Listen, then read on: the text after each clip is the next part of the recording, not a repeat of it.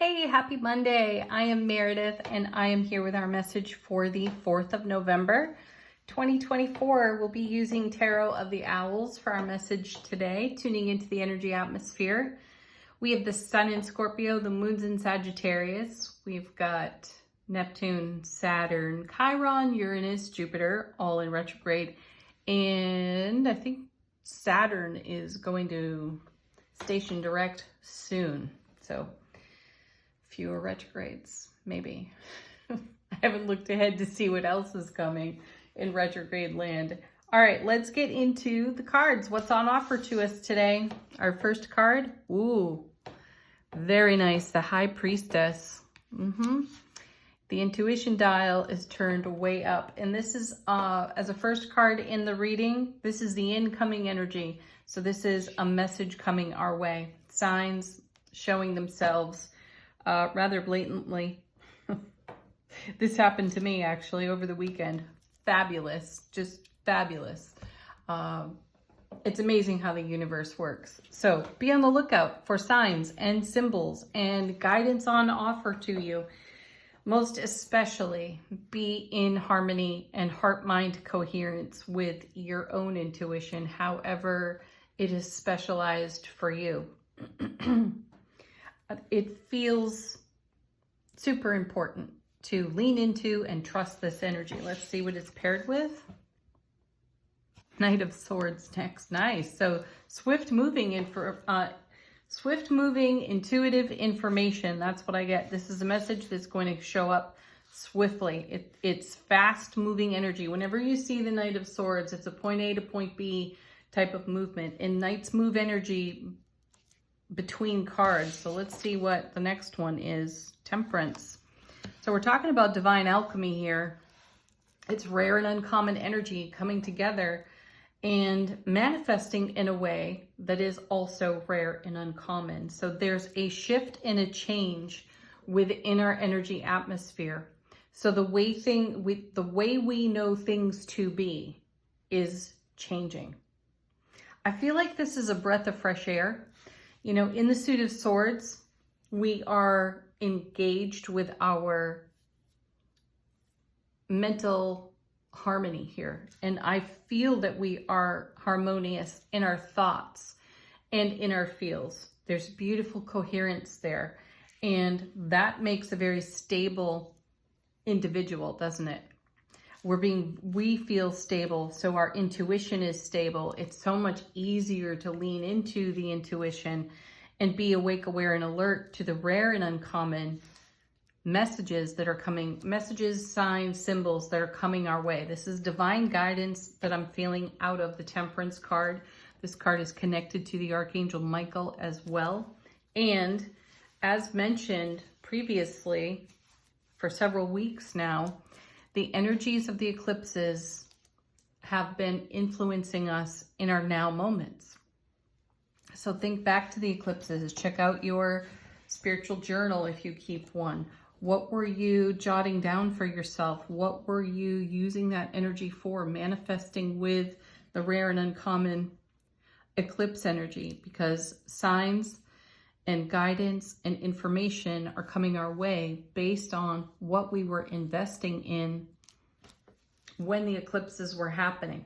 So there's a quickening in the energy atmosphere around your manifestation, and it doesn't even have to be connected to the eclipses. This may be something you've nurtured in your heart space for a period of life experience, however long that was for you. So the energy is moving swiftly. I feel like what the astrologers have to say is also of great importance at this time. So if you have one that you like here on YouTube, check them out. See what their most recent current messages are. How are these planets affecting you in your sign? How are these retrogrades serving you? These are all great questions, and they all provide more guidance for us as we investigate them and investigate intuitively. Next we have, look at the major arcana on the table. There's the Strength card. You know, the incoming messages through the High Priestess, through the Knight of Swords and through Temperance, my sense of it is that our courage is stimulated, which is wonderful for our heart-mind coherence, isn't it? So we're courageous and we're simultaneously vulnerable, because that's the heart of the message on the Strength card, the courage to be vulnerable, which is really about the courage to be your raw, authentic self. And I feel that we are not backing down. We're not watering down our truth or our authenticity so that other people feel comfortable in our presence. And I feel that we also have an amazing intuitive message to share, whether it's simply within our sphere of influence, which is magical all by itself, whether it's in one-on-one conversation with someone dear to you, or it's a spontaneous channeling that you offer up in exactly the right moment within divine timing. We have something to share here that is profound. It's profoundly positive. It's profoundly life-affirming for whatever we are in manifestation with at this time. It's not just for us, though.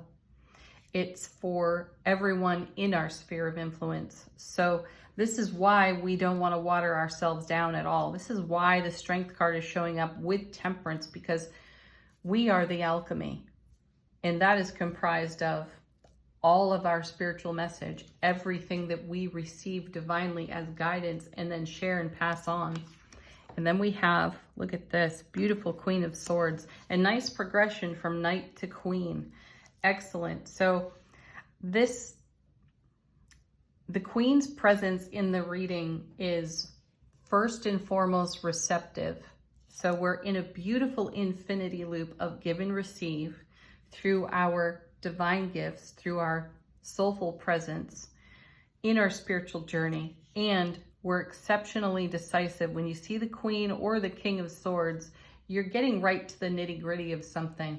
You get to the heart of a matter, which is lovely to see on the other side of the Strength card. This is the Leo card in tarot. It's the major for Leo. Leo rules the heart. And this energy is exceptionally loving and loyal and true and trustworthy and authentic and raw. That's where the courage to be vulnerable comes in. And we're decisively taking action while simultaneously being really receptive to the divine guidance and messages on offer to us. And we're delivering those immediately. This isn't something we sit on. We just share it. Kind of like the Knight of Swords arrives on the scene. Let's see what's on the bottom of the deck. First, we have the Two of Wands. This is what may not be exactly obvious to us in the moment and how the universe is helping us out behind the scenes. So this is an opportunity to step through or across a new threshold. It's a whole world of opportunity. And coming after this card is beautiful, the Ten of Wands, which speaks to us having all of the resource we could possibly require for new opportunities. See, there's something fresh here. And as I said earlier on, looking at the first 2 or 3 cards, there's everything as we know it to be. And then there's everything as we desire to rearrange, adapt, and allow. And then there's everything we desire to absolutely change. And we've been talking about that for a while too. One of the messages that's come out of the cards is if you do the same old thing, you're going to get the same old result. And I feel that this is yet another reading indicating how we're doing things differently. We know what we know. And we can repeat and do what we've done, or we can do something completely different. And that's where I feel this is headed. So there's incoming information through our intuition, divine guidance. There's our collective wisdom. There's our spiritual journey wisdom. And all of this is coalescing in heart-mind coherence so that we take action in a way that we draw on these resources that we've been cultivating for the world of opportunity that's on offer to us in the now. So again, check your astrology. This could be a great guidance system for you at this time. Next card, Seven of Swords. I love seeing this because, you know, this is another one of the cards, like the Ten of Wands, where people tend to groan and eye roll when they see the card because they have a negative connotation to them. They really don't, though. If you're in your heart-mind coherence, you're going to take the challenge off these cards as just that, a genuine challenge and an opportunity within the challenge to do something different. So in the Seven of Swords, this card's nickname is the Thief. And this is really a message about where do you rob yourself of living heaven on earth? And I said this in last week's reading. I think when we saw one of these cards, or maybe even this card in particular, we are the heaven. We are heaven. That's it. And here we are on earth. We are heaven that has been brought to earth. And what are we doing with what is available to us? So this is worth your exploration, and this is worth stepping across new thresholds and through new doorways of opportunity, completely guided by all of our intuitive gifts. And it takes great courage to vulnerably allow your authenticity to say yes to this and make a change, because that's what temperance is all about. It's the rare and the uncommon being woven together through our heart-mind coherence in such a way that we exist in our version of heaven in the joy that everybody else talks about. We're living this way. So keep doing what you're doing. And when you see this 7, there's a reminder here that we may not always have our eye on the ball.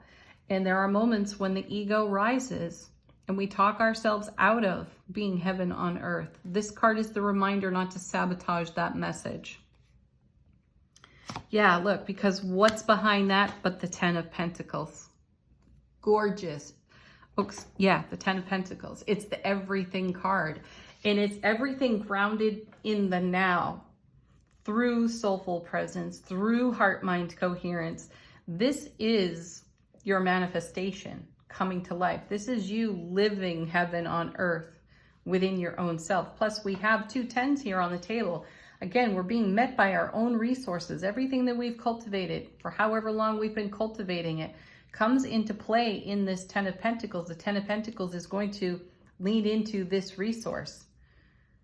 And the only way to potentially sabotage that not being there is not believing in yourself, that you are heaven walking on earth.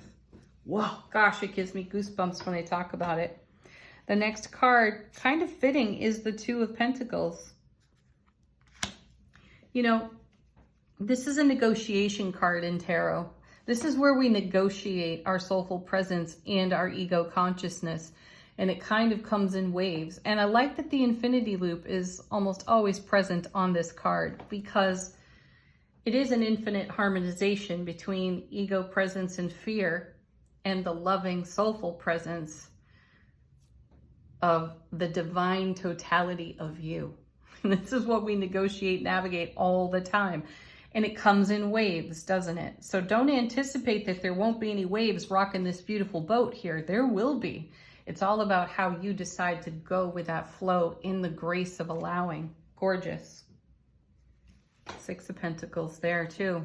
Another amazing card, because that's all about the harmony of giving and receiving, which we're seeing here in the 2 of Pentacles. So weigh your options wisely. Go with the flow. Lean into the grace of allowing. Allow the ego to speak, certainly. Continue to look in the mirror. Remind yourself of who you are.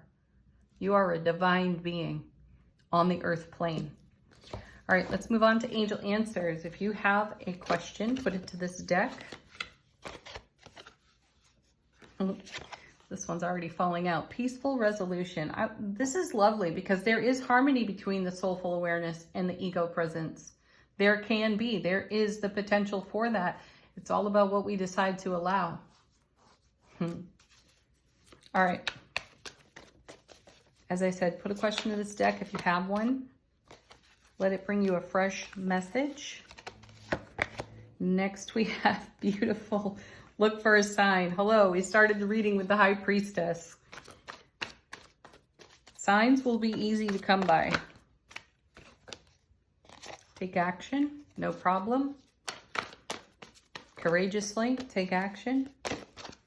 Next, falling out of the deck, trust yourself.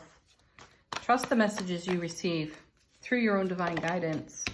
One more. How perfect. This one continues to follow us if you believe. What do you believe? Is it a program? Good question, right? Only you can answer that. All right. Final word on the reading today from angels and ancestors. How's our soulful presence informing our waking consciousness?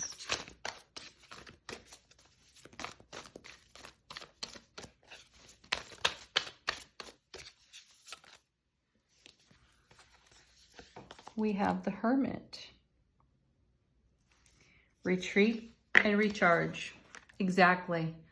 That's it. Get quiet within your own self so that you can hear the authentic voice of your own divine guidance in the High Priestess. When there's chaos in the environment and you receive a sign, a symbol, an intuitive message, take a moment to take a breath and get still and be quiet within your own inner landscape, and then run that message through one more time. This is the pause for enlightenment. You know, we've seen a lot of the Hanged Man recently in prior weeks, and that's not a card we see very often. And I feel a connection to the Hanged Man in the Hermit here out of angels and ancestors, because that's the moment right there where you pause for the enlightenment and you feel the truth of it in your own heart space. And then you can take action gloriously on that information and see what miracles you create. Have the best Monday ever. Peace, love, joy, happiness. Thank you as always for being here with me on the channel. Namaste.